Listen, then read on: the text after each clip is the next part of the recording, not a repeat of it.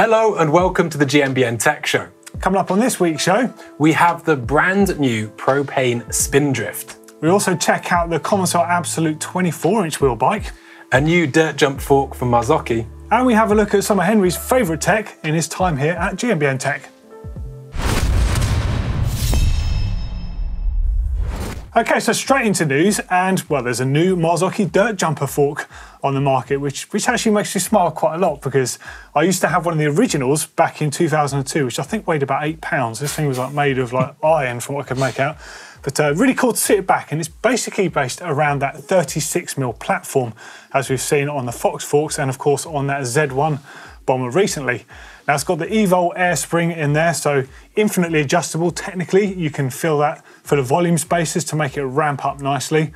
It's got the grip damper on there, which of course most dirt jumpers are probably going to hang that all the way right just to get that sorted and worry about the blow-off valve to do what it does.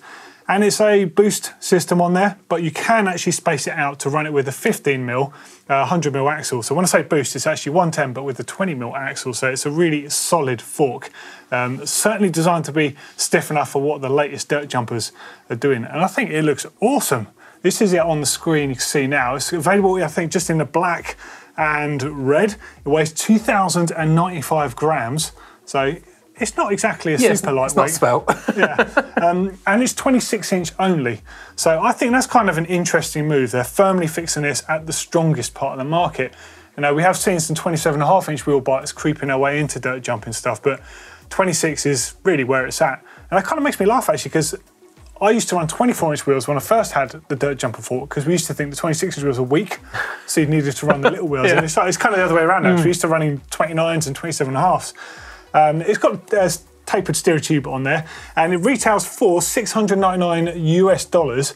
And if you want to run it with the 15mm, 100mm conversion, so if you're using older style 26-inch wheels, that's going to cost you an additional $60. It's not a lot of money, I think, for a bomb-proof fork. I'm guessing you can treat this thing pretty appallingly. Yeah, I think it's really cool. It's really interesting to see that that grip damper in there. I think it's a really good fork. It's good to see that kind of market being catered to as well. There's not a lot in it, to be fair. I guess RockShox have had the Pike dirt jump fork for a while. That's about it. There's a lot of budget options out there that we've seen, but the budget ones are extremely heavy. And yeah, it's quite a vulnerable market. So for that amount of money, I can't imagine you're ever going to need to buy another one. Yeah, you've got to be pretty unlucky to damage a fork like that. Yeah. So yeah, great to see the Bomber dirt jump fork back. And also in the news this week, we have, I always can't say this properly as we've discovered, the new propane Spindrift. So it's their new, long travel, dare I say it, super enduro bike. So that's a 180mm platform, which is pretty sizable, I'd say. Yeah. And to look at it, it doesn't look like, an unsophisticated brute. It looks very smart with a asymmetric front end to house that shock, and it does look actually like a very smart bike indeed. I'm quite a fan of their bikes actually, but they always seem to go under the radar, and then every now and then one new one pops up, you're like, actually they look really good. They do look really good. So this bike is based around a 64.5-degree head angle with a 78-degree seat tube angle, and they're doing that sort of, I don't know whether you call it smart sizing, I think that's probably one of the best ways to describe it, where wheelbase does play its part in how the bike fits you. So for instance, the small, medium and large are 27.5, and then you go to the 29 medium, large XL, and then there's also the mullet options, which it looks to be based around I'm going to say the same front triangle as the 29. Yeah, if you go off the numbers, it would suggest so for the medium, large and extra large. And you can, put that smaller wheel in the back to give you a bit more clearance, should you want it, or maybe a bit of a racier feel. The numbers in terms of reach are pretty kind of relatively middle of the road now. So it's 425 for the smallest size, 450, 475, 500. And the chainstays are the only bit that really varies on the geometry between the two bikes. So for the 27.5, they are 435 in the back and 10mm longer for the 29er. Yeah. Which I guess might be where one of the things that kind of changes to give the extra travel and wheel clearance. Yeah, absolutely. It's refreshing actually to see most people are kind of settling, like you say, the 500 at the top end sort of reach, that's pretty good now. Of course, there's a lot of bikes a lot longer than that out there, but not necessarily is that a good thing, I think, for everyone. Yeah, totally. Right. It's horses for courses, eh? It's interesting as well, you were just saying about just the size-specific geometry. I was having a chat to someone the other day about a product that's coming out quite soon. You'll find out about this on a tech show in a couple of weeks' time. And they're introducing different seat angles per sizing. Yes. And this is very cool because for taller folk like myself, it's always a nightmare, even with a steep seat angle, just by how high you end up having your saddle, you're effectively sat further over that rear wheel axle. So I guess you could kind of call it like saddle offset might be the new thing, I guess, if it's going to be called something. But keep an eye out for that because that is something you're probably going to hear a lot more of in the next few years. Now, back to the dirt jump thing. Now, this time we're looking at a 24-inch wheel, but not because it's an adult-sized bike. This is a kids-sized bike version of the Commencal It's not another 26. nice kids bike. What's that? I've been saying, you know, this could be my legacy at GMBN Tech. Make kids bikes bad again. Don't spoil them. Yeah.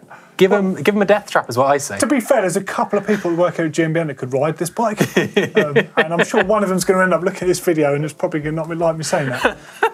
But this is amazing. So it's made from aluminium. It's almost the same, really, as a 26-inch wheel version of the Absolute, which is just a really as good as you get hardtail bike design for dirt jumping, except it's fully scaled down. Now, in terms of geometry, it's got a 69-degree head angle, which is the same, really. 972mm wheelbase, so it's a little bit shorter. But I love the fact the seat tube height is 270mm. Like, that's just diddy. It's so small.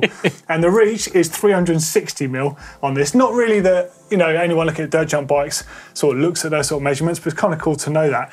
So it's focused on someone around 4'5" to 5'1", so that's approximately 135 to 155 centimetres high. But it also comes with some very cool products on there.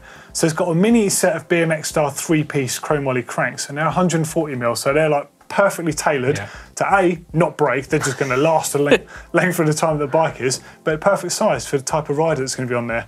It's also got the smaller diameter SDG bars and grips on there, just for little hands. So they're not just smaller as in, you know, the width of the bars and the height of the bars. Everything about them is more compact to suit the end user, which I think is brilliant.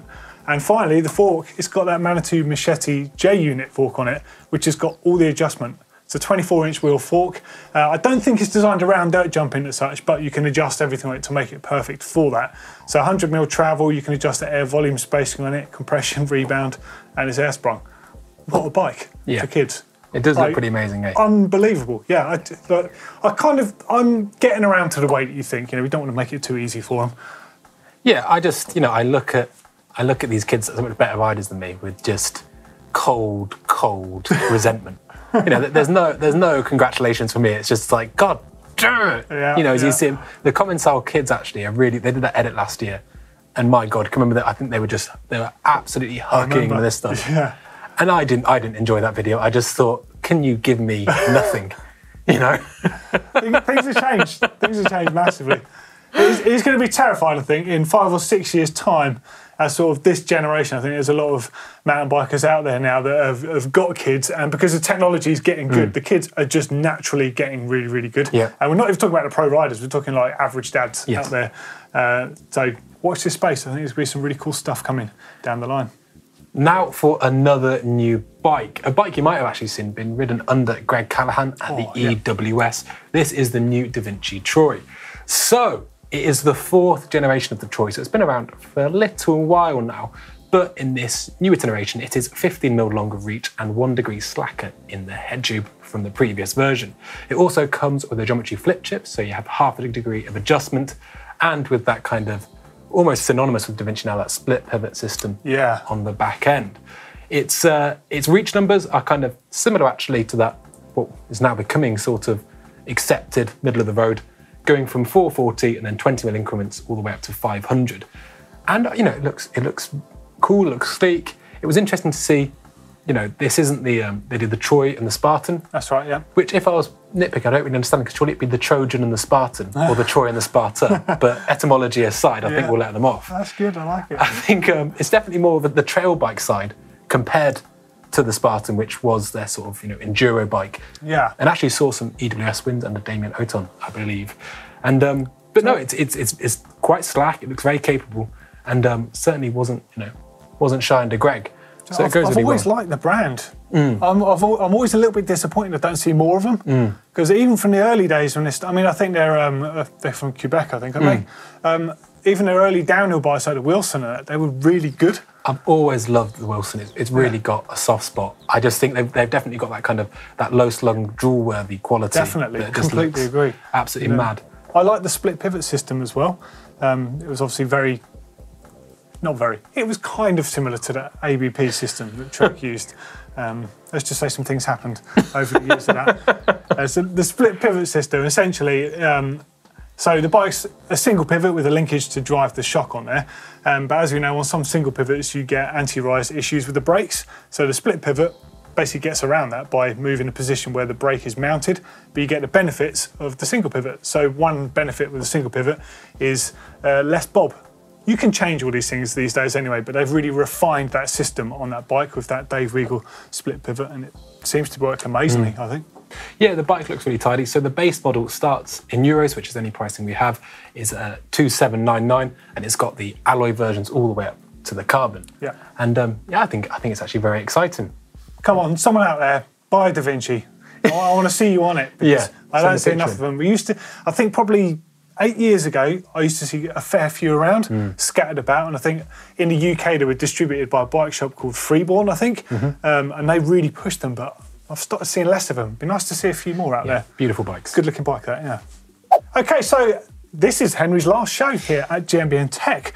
Now, I thought we'd have a little look at some of the tech that Henry's seen and really sort of liked, or maybe disliked or questioned, or in fact, let's just have a chat about some of the cool tech in your time here on GMBN Tech. Yeah, totally. I mean, there have been some really cool kind of trends moving through the industry, which have kind of, influenced. I mean, the things I thought have been really cool that happened over the last 18 months were, I think, cross country and downhill, probably in the terms of the bikes they ride, are probably the two more conservative disciplines in cycling. And I think that two really cool things happened separately, that affected both of them. And I would say that's down country bikes have dragged cross country bikes, sometimes kicking and screaming, into the modern age. Yeah, I agree with that. Some mullet bikes have really opened up downhill design. And I think it's been really cool to see. So, one of the things we've seen over the last 18 months is, XC bikes getting rad, and we've joked all about it, calling them triple XC or down country, whatever. Yeah. Similarly, on the other end of the spectrum, we've seen bikes like the Demo, the Gambler and the Summon, which are thoroughbred downhill bikes, but on a mullet platform that have won World Cups. And I think that also is really, really cool, because I remember in 2018, and there were rumorings of these rule changes that would allow you to run mixed wheel size. And I'm not going to lie to you, we thought, oh God, no one's actually going to do it. We thought it was one of those things that was slipped under. But needless to say, people turned up at the first World Cup and really... It's definitely working for some riders, isn't it? You can't deny that. But I also think it's interesting how, however many people it's working for, you've got other people that just won't look there. Yes. You've heard I'll say this before, where some of the other teammates now, I think Santa Cruz got MX, don't they, rather than mullet setup. But some of the other racers, Loris Vergier, looking at running the smaller rear wheel, but Minard just can see that galloping advantage of the bigger wheels, and he's a big enough guy to not have to suffer any of the... It's not like 29s have any downsides. I think it's more the physicalities on a particular model of bike and the way that you move around on the bike. Yeah. Because Neil, he can ride 29 and he's not the tallest guy and he rips on 29. And it's weird though how quickly you get used to it, because I go from riding say if I'm riding my reactor bit, which is 130 and 29, and then I hop on the Stride, that little bit more, because as the rear wheel, comes into the stroke, it comes closer, further up, that's enough to make me buzz my back end. Yeah. I haven't actually ridden a downhill 29er, and I'd be very curious to try how much, how it feels, etc. And if I do get buzzed. Well, I also think as well with the wheel size thing, the actual frame fit has a lot to play on that. Yeah. You think on older geometry bikes, or just maybe less progressive bikes, you'd move around a lot more on the bike to counter what it's doing. But one of the whole points of bigger bikes is that you stay more neutral on it and you're less susceptible to that. Yeah, totally. I think people are getting away with it because of the fact they're not moving as much. Well, that's it. On the bikes. That's one of the cool things to see big companies like, your Scott and your Specialized embracing it. Yeah. Because I think when we say things that we maybe I wasn't so keen on. I'm sometimes quite a cynical person in some regards. And when everyone just put not everyone, but people put a smaller wheel in the back and said, it's fixed everything. Wowee, you know. It doesn't. It was, oh God, you're not Bill and Melinda Gates, you know what I mean? Like, you can't just swoop but this all goes back ages as well. You know, it's been done before. Yeah. You know, there's even bike companies calling themselves mullet out there that exist. You know, but you think there was... Cannondale did it in, I don't know, like 1983 or something. Gary Fisher was kicking around with it. Yeah. The Trek had the 69er, which had that awful looking thing with a 29 and a 26. It's just far too different in size, just looks wrong. Bit of a clown bike, but people loved them, which I never understood. And I still kind of don't to a degree. Surely you'd want a bigger wheel on the back to roll over stuff more. On a hardtail, that is. Yeah, I know what you mean. I know what you mean. I mean, I think that, how to put it, it's been interesting because people say that. For me, I guess I feel with grip, etc., and you know, and there have been bikes that other brands that have challenged the status quo in other regards. I'd say, for instance, like that Polar Stamina, which we always talk about. Yeah. But when you ride something like that, which has so much grip but the same wheel size, I find anyway that dispatching of grip is very easy once you have it, and you can say if you want to unload the rear end and just slam it into something, you can. Yeah. And it's always found it quite weird. People going, you know, to the 69 in that sense, going the smaller wheel on the back for manoeuvrability or whatever. I've always found that quite a strange thing because for me, grip is the ultimate thing you want. And then you can say, oh, actually, I've got enough here, and you can unweight. Yeah. Whereas seeking it is something that is, I find it is more of a predicament, so to speak. Yeah. And I find it also strange that people have gone up and down with this over the years. And it's almost felt like a trend to me because of the fact, you know, it's back again.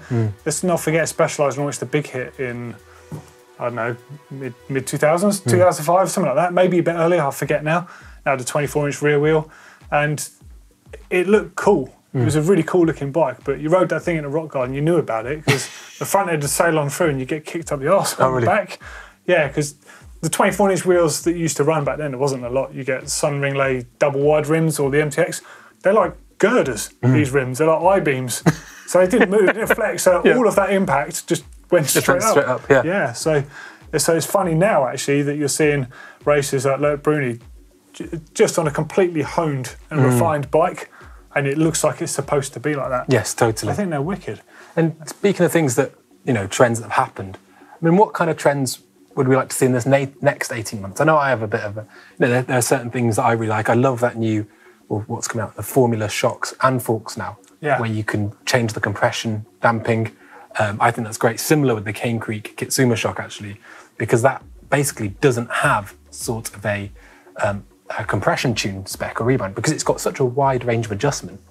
You can basically take it from such an extreme place to another. So is that like a refined or a revised version of the double barrel? Largely, yeah. Because that was one of the first shocks available with high and low compression and rebound.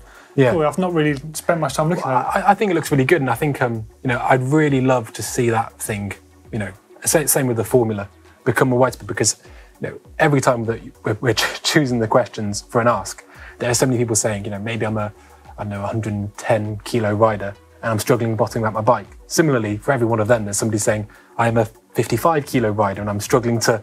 I just think it's great just to see somebody offer that sort of adjustment and that availability to the end customer, because it's good. It's kind of must be a bit annoying, you know, if you were quite tall, but you know, weighed quite little or whatever your makeup, knowing that if you get a bike off the shelf, you will have to then get it reshimmed. Yeah. Just as bit of a pain. Must be so annoying. All right, so just skipping back to the downcountry thing at the beginning, right? So, what downcountry bike would you have tomorrow? What trail bike would you have tomorrow? What enduro bike would you have tomorrow? And what downhill bike would you have tomorrow? Okay, transition spur. Okay. Downcountry bike. Are you ready for this? Yeah. Looks absolutely mad. Yeah. Trail bike, I would have. I think that Norco Optic. Yeah, okay. Looks really cool. It's very, I think it's 480 each, maybe even like 64-ish. Another brand I've played with chainstay lengths over the years with different sizes. The enduro bike is something that I get asked a lot. If ever I meet on the trail, it's not Henry, how are you? It's like, what bike should I buy? What enduro bike? Right now, I think it would be something Commencal. I think for the UK, it would be that TR, 140 at the back, 160 at the front. Do you know what? Dare I say it, Commencal could almost have a bit of a cult following as bike brands go. Yeah. They've got a very cool thing going on. They seem to have not shown my chest tattoo. Got big wings. And I don't, all that AM, I think the numbers look great. I think it looks like a very,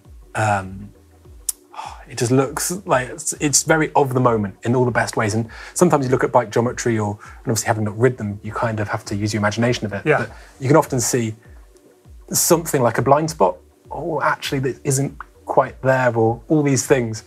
But I think that new AM looks mightily good fun to ride. Yeah, 100% agree. I think one of my biggest sort of missed opportunities in this job is I never got to ride a Polar in a large. I was right on the cusp between the medium and a large. Yeah, yeah. And I really think it could have quite possibly, because that medium was such a, it did so much for you as a rider, especially the style of riding. I just kind of like, you know, trail enduro riding. But we were talking about it before, and I wonder if it being 515mm reach for a large, if that would have almost been the one bike you ride now. Going between bikes, it might have been quite difficult. Stop that. Yeah. The quiver killer that people always look for. Yeah. It looked amazing, and I think that would also tickle my fancy. For a downhill bike, buying a downhill bike tomorrow. Oof. So it's a brave move buying a brand new downhill bike at any time, I think. Given how you use them, you basically bury these things and you ride them, and how fast that tech is changing. It's difficult. I think that the Gambler looks like a very tidy, well thought out, lots of options. Let's look at Brendon's one on that pro bike. It did look. It looks really good, yeah. It does look very good. And, you know, demos have always been, you know, pretty much on the money as well. Yeah. I think the asymmetric build didn't really do, it was a bit too, there was something a bit disjointed about it aesthetically. Yeah, but that new one with the low sprung, who am I kidding, the V10 would one of those two. Yeah, I can the V10 actually is a good shout. It's no messing, is it? Yeah. So it does it all. And there's something about the back end of a V10 that you just, they always feel bottomless. Yeah. Absolutely mega. Yeah, I mean, so that is my views on the tech of the last 18 months whilst I've been with the channel. But I just want to use this opportunity as my last opportunity to say thank you to everyone for making me feel so welcome on the channel, for, embracing me as a presenter. It's been a lot of fun. And, you know, just a wonderful experience. I'm always going to look back on, and really just, it's been some great, great times. Do you know what? You've done some cool stuff since you've been here, and you've done some amazing trips as well. I've got to say, I'm pretty envious of some of the trips you've done. And as you say, a great community. You guys all responded so well to what we asked you a couple of weeks back on the show. We've put together a little edit of Henry's best bits. So, well, good luck anyway, moving on, and enjoy this.